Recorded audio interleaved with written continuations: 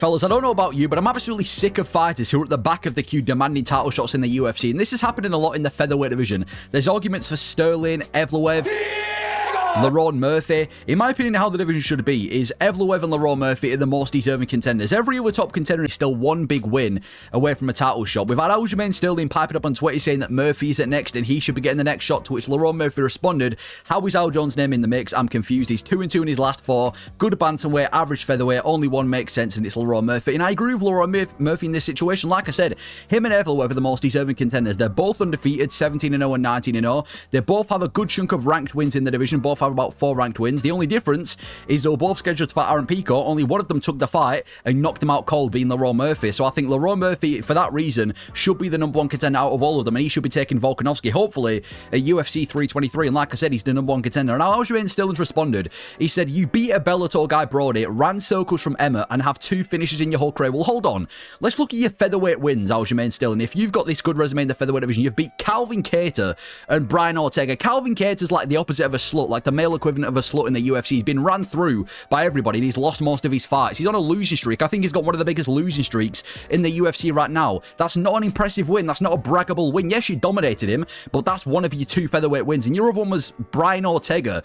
Brian Ortega, same situation. He's washed. He's losing every one of his fights. He's lost 4 of his last 5, and he literally passed out on the weight cut before, which had to get the fight moved to a different weight class. Again, not an impressive win. Quite possibly the least impressive wins you could have got in the top 10 of the featherweight division. So you can't really brag about Lerone Murphy not beating anyone when you haven't really beaten any, decent fighters too. You say he's got no finishes in your whole UFC career. Lerone Murphy's UFC finish rate is 33%. Yours is 22%. What do you want about? You've got a lower finishing percentage by nearly 10% compared to Lerone Murphy. So already you've just, that don't make any sense. He also said, "I'm the 3-time defending former champion, beat a 2-time title challenger almost 3-time. Again, you beat a 2-time challenger. That was Brian Ortega at his current stage. Not the most impressive win. Legacy is irrelevant when it comes to who deserved the title shot. Look at Jones and Stipe. Stipe had a better legacy than Aspinall, but he wasn't more deserving. Just because you've got a better legacy doesn't mean you're the more deserving contender. Yes, you've got a better legacy than Lerone Murphy, but he's definitely the most deserving contender. And this ain't even Brit bias or anything. And you also had a title eliminator, by the way. We haven't even talked about this. You had a title eliminator against Movsar Evloev at UFC 310, and you lost. It ain't like you're undefeated in the featherweight division. You lost 2 fights ago to Movsar Evloev, and your last title fight was against O'Malley when you got knocked out. Yeah, and you're saying, "Brother, I am next." You're not next. Your next opponent should probably be Yair Rodriguez or Diego Lopez, another guy who's about to fight away from a title shot. And on the topic of Yair Rodriguez, he's doing the same thing. He's demanding title fights, saying that because he beats Pitbull, he should be next for the featherweight belt. And he's demanding the title shot against Volkanovski, saying he's not going to fight anyone if it ain't going to be Volkanovski next. And I'm like, bro, you've lost 2 of your last 3 fights. So these guys are in the same situation. Both of them bitching about getting the next shot. How about you put them against each other? The winner gets a title fight. Movsar Evloev said, "I beat Diego Lopez, Alan Sterling very easy. Nobody deserves anything, and if they want to fight me again, I have no problem." And I know a lot of people are hating on him in the comments, but I agree with Movsar Evloev here. He's beat Diego Lopez. He's beat Arnold Allen. He's beat Aljamain Sterling. He's got a good start. He's got probably the best resume out of all contenders right now in the featherweight division. And the fact that he's saying he has no problem is good, because it means he's willing to fight again despite being the most deserving. He's not going down the Aljamain Sterling route where you've got shitty wins and you're demanding a title fight. He's by far got the best resume, and he's still willing to fight again. Same thing's happening to Shavkat Rakhmonov in the welterweight division. He's the most deserving, 19-0, 4 solid ranked wins, and even because of his injury, he's not going to be getting the next title fight. And Aljamain Sterling's going on saying facts, Easy's crazy talk, saying that you easily beat Movsar Evloev, implying that it was a robbery. I mean, if we're going to talk about robberies, we can bring up the fight with Pete Yan, which I don't think most fans would agree you won. The rematch with Yan, split decision victory, if we're going to talk about robberies. So, long story short, Movsar Evloev and Lerone Murphy the most deserving contenders. But in my opinion, Lerone Murphy's done it. He's undefeated, 4 ranked wins, took the fight against Pico, knocked them out cold. He's one of the only guys in the featherweight division on a winning streak right now. I say we give him Volkanovski. Undefeated, fresh blood for Volkanovski. He should be next. On the next topic, what the fuck has happened to the lightweight division? When you think of the lightweight division in the UFC, it's historically the best division in the UFC. It's got historic fights, some of the biggest names in UFC history. Lightweight has always been like the main division in the UFC. It used to be the goated division. Nowadays, even though the lightweight isn't struggling with good names, I feel like it's in a complete state. Like, you've got Ilia Topuria as the champion. He's had 1 fight in 2025, and he doesn't plan on coming back till 2026 against Charles Oliveira.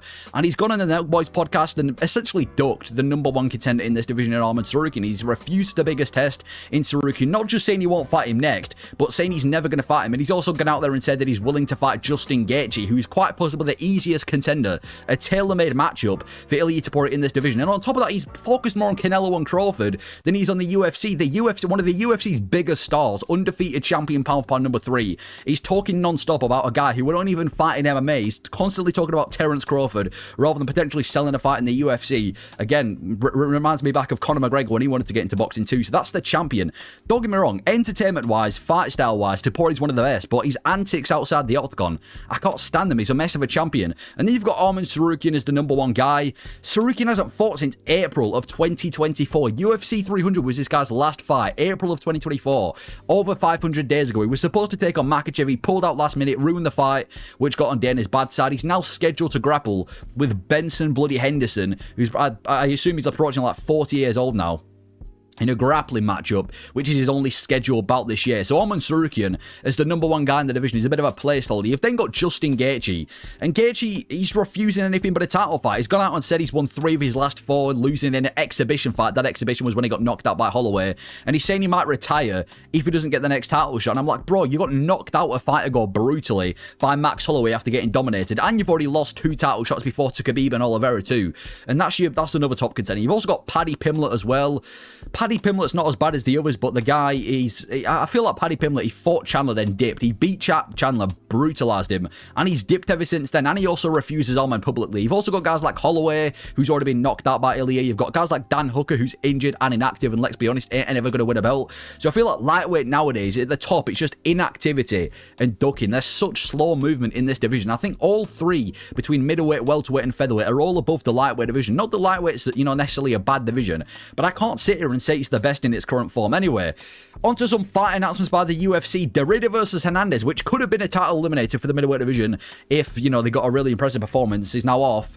Anthony Hernandez has pulled out, which is a shame because he was one of my favourite up-and-coming middleweight contenders. We've now got Brendan Allen versus Rainy Derrida, which I just cannot sit here and say that I'm excited for. I think what the UFC should have done is they should have rescheduled for December Derrida versus Hernandez. What's the trouble? If that's going to be a potential title eliminator, let's assume that Chimaev versus Imavov is in like the first 3 months of 2025 at 6, and they ain't going to be ready till towards the end of the year. Why can't we just schedule this for December? Maybe the last fight night of the year, Derrida versus Hernandez. What's the shame in pushing it back a couple of months and instead have a new main event for Vancouver? I'm sure they could find 2 opponents in the UFC to put on a decent main event for Vancouver. Or what they could have done is Paulo Costa versus Derrida, because at least then you've got a big name, a much more exciting contender than Brendan Allen. But Costa's gone out and said that he's asked for 3 rounds, which I guess is Costa's fault, because why the fuck are you asking for 3 rounds in a main event? That don't make any sense.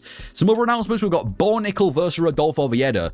This is quite interesting if you know both of the backgrounds. Obviously, Bo Nickel, known for this massive freestyle wrestling background, this big wrestling credentials outside of the UFC, and Rodolfo Vieira was one of the best Brazilian Jiu-Jitsu artists outside the UFC. They both come from these high-level grappling backgrounds, obviously wrestling being Bo Nickel and Rodolfo Vieira being one of the best Jiu-Jitsu submission artists in the UFC right now. So I think this is either going to be a grappling masterclass, like I said, a wrestling expert versus a BJJ expert, or it's going to be similar to Paul Craig versus Bo Nickel, just a striking mess. I'm hoping it's the first option. I'm hoping it's a grappling masterclass, because stylistically, it's an intriguing fight, but it could just be a boring mess on the feet. So it's a comeback for Bo Nickel. He's still fighting. We'll have to see how he does.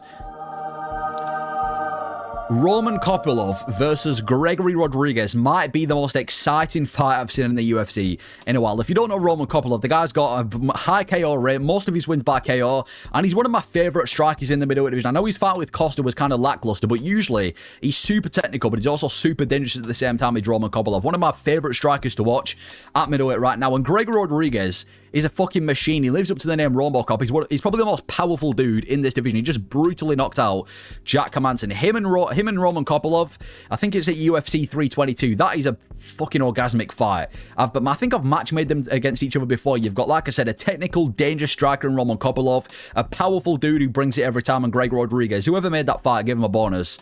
The matchmaking, I'm just looking forward to that fight. One of the best kind of non-ranked fights the UFC put on. We've also got Sergey Spivak Spivak versus Shamil Gaziev. I guess this is intriguing. You've got the kind of the jiu-jitsu of Sergey Spivak versus the messy style of grappling and striking of Shamil Gaziev. I'm expecting Gaziev to go out there and probably get a decision win over Sergey Spivak. They've both got high finishing rates, so it should be a good one though, but I think stylistically, I don't see Shamil Gaziev taking Spivak down and doing much on the ground, and I think Spivak's boxing is probably going to be enough to hold him up on the feet, so I'm expecting it to be a decision, leaning towards Gaziev, the future champ, to get this one done. We've also got Jose Delgado versus Nathaniel Wood. This is a banger fight, unranked in the featherweight division. Jose Delgado, 2 KOs in the UFC so far, knocked out Haider Emil in about 20 seconds, and he's probably the best upcome. I think he's got like a 90% finishing rate as well. Really nasty striker.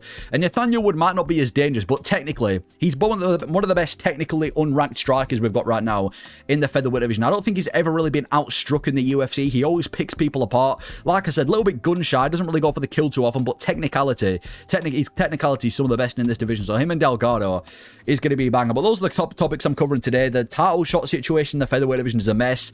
The inactivity in the lightweight division is a mess. And we've got some announcements, some good, some poor. Let me know your thoughts on everything. Thank you for watching.